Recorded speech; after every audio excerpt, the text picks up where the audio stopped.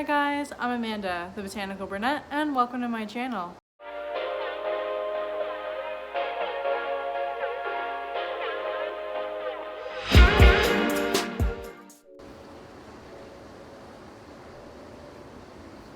It is a rainy day here in Florida, which is setting the mood for the topic of this video. I hope you guys can all hear me okay. I'm gonna try to talk as loud as I can so you guys don't pick up all the rain sounds that are going on. And also we've been having some crazy hail, so you might hear some like thumps.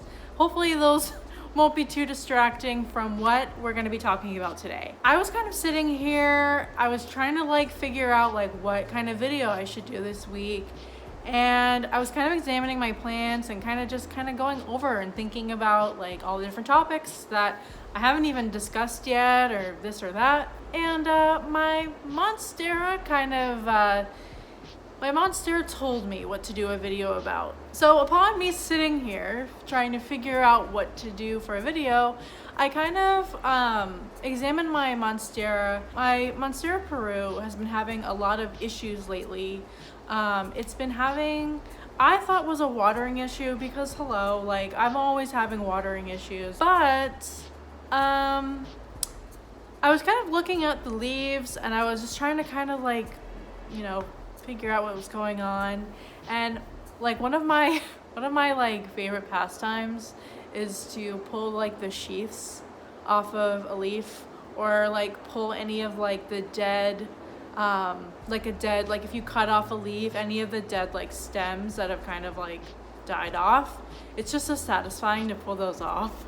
So I was kind of going around looking at my Monstera Peru, kind of looking at the sad leaves, and I was like, oh, what's wrong with you?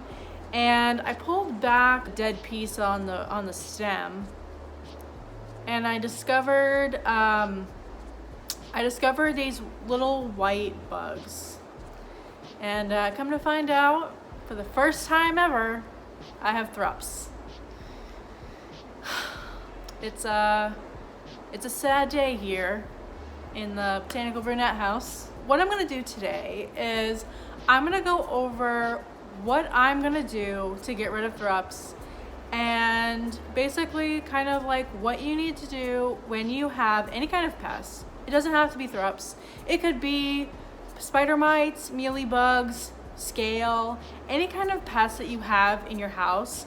You'll want to follow these steps. But before we get into all that, please like and subscribe to my channel. And without further ado, because I gotta get this done, let's get into it. Let's treat the plants for thrips. I want to say that the first point of action when you have any kind of pests, you can hear the thunder, remain calm. Just take a deep breath and just know that 99% of the time it's treatable, or maybe 90. We'll say 90% of the time, because there are situations where you have so much of an outbreak, it might be just easier to throw out that plant. In my case, I'm gonna try to save my Monstera Peru, and I'm gonna try to treat any other plants that are around in this area. So that's the first thing you'll wanna do, is just remain calm and just think. Because sometimes when you are stressed out and you have anxiety and all these thoughts are popping through your head, sometimes you don't think rationally. So sometimes it's good to just kind of take a step back and take a minute, honestly. Just take a minute for yourself and think about it. Do your research, try to figure out how to get rid of and how to combat the pests that you have in your house, which in my case are thrips. But yeah, you just want to kind of just, like I said, just remain calm. It's okay. We can handle this, hopefully. So the next thing you're going to want to do is mix up your treatment. I have this in an old method cleaner bottle. It says bye bye bugs. I mix water, neem oil, and some insecticidal soap. So this is going to be kind of my solution that I'm going to be using on all my plants. But yeah, so what I'm gonna do is I actually have two sections of my plant room. So the back where you guys see every week, my plant shelf, I think is fine. I might keep an eye on plants here and there because thrips do fly. So hopefully there were no adults. From what I've seen, they were like kind of like little white, almost looked like little white worms. So hopefully we didn't get any flying ones. So what I'm gonna do is I'm going to check and treat all the plants in the same vicinity. So right in front of me is where my Monstera Peru lives. So what I'm gonna do is check those plants and make sure that they don't have any pests as well. So come along with me. I will tell you the steps as I go, and let's get rid of some pests together. So this is the poor Monstera that's affected. I already treated this guy in a panic. As you can see, the leaves are super shiny. I made sure to get both sides of the leaf with the spray, let the solution soak for about 10 minutes, and then I wiped off the leaves. I also snipped off any of the leaves that had the most damage. I've been kind of ignoring this leaf issue for a while. I'll say as a rule is to just never ignore signs your plant might be giving you.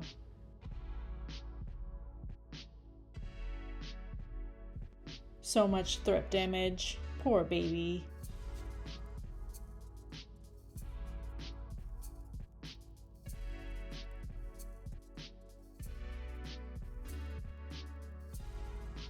I'm going to move this guy far away from where I'll be working, and I'll deal with it after. Just go over there. So up on this glass table is where the Peru lives. I'm just so nervous that the plants up here may have been affected as well, so we're gonna have to check on all of them. And I'll even check the plants surrounding the table. I did check this Monstera since it almost touches the Peru, and so far it looked fine. I'll still want to check it and treat it anyway, just to be on the safe side. So let's start by removing all the plants from this table and put them aside.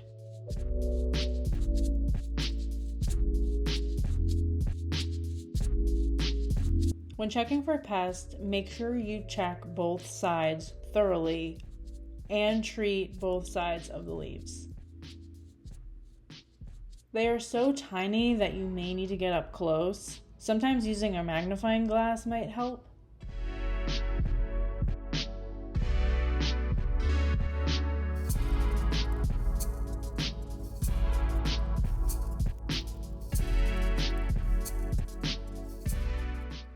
And I don't see anything, but I'm still going to treat them anyway. So this solution is a little bit gentler than the Bye Bye Bug solution. This is just water with a few drops of neem oil and a tiny drop of Dawn dish detergent. Dish detergent can be a gentle insecticide, and it won't hurt your plants either. Do note that if you use insecticidal soap, to make sure that you keep your plants away from sunlight for at least 12 hours. This could burn the leaves. And always check to make sure that your plants can handle the insecticidal soap. That's why I like neem oil, it's just a lot more gentle. So just keep working around the plant with your solution, getting both sides of the leaves and even the stems.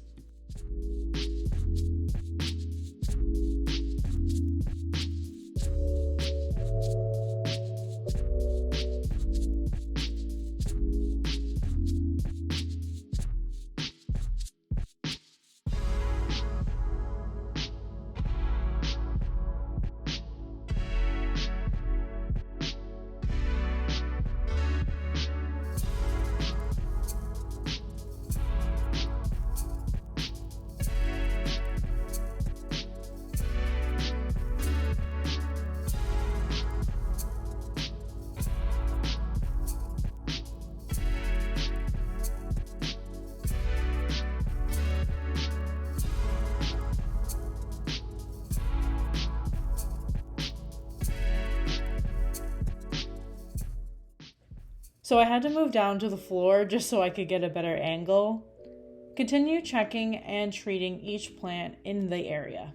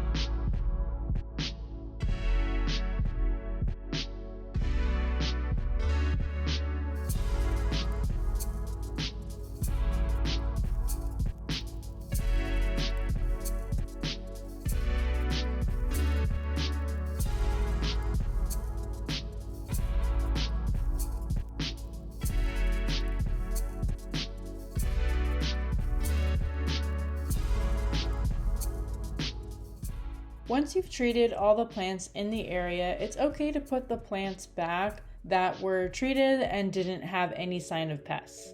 And obviously, make sure that if you have any plants that had pests, to quarantine. I'll be keeping an eye on all of these plants for the next few weeks and repeat any treatments if necessary.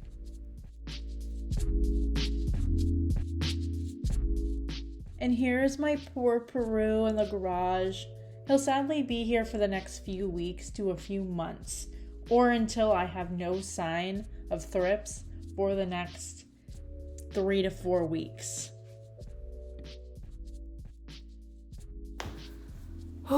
So we're done. And it's stopped raining. Perfect timing. So those are the steps that I usually do when I see any kind of pests in my house. As you saw, I pretty much just quarantine that plant immediately and start treatment. And then I go through, and any plants that are in the general vicinity of that plant, I wind up treating them. As you guys saw, I don't treat them with the insecticidal soap. I will do the neem oil and the water with a little bit of Dawn dish detergent. I know that sounds crazy, but it's just a little bit of a trick. Dish detergent is also like a natural, it's more of a gentler insecticide, so it kind of really gets your leaves really shiny, but it also kind of helps combat any kind of things that might have been there. Like I said, I didn't see any pests on the other plants, thankfully. I didn't see anything else. But I'm gonna keep an eye on everybody just for the next few days and just make sure that nothing kind of pops up.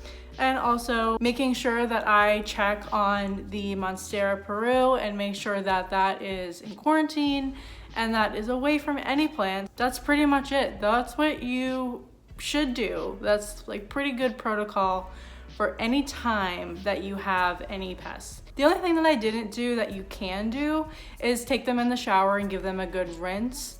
I don't usually do that just because I find that it's not really super necessary. I just like to do the wipe method where I just wipe it off. Because if there is anything, that neem oil is going to kill anything small. But if you have a bigger outbreak, you're going to want to use the insecticidal soap.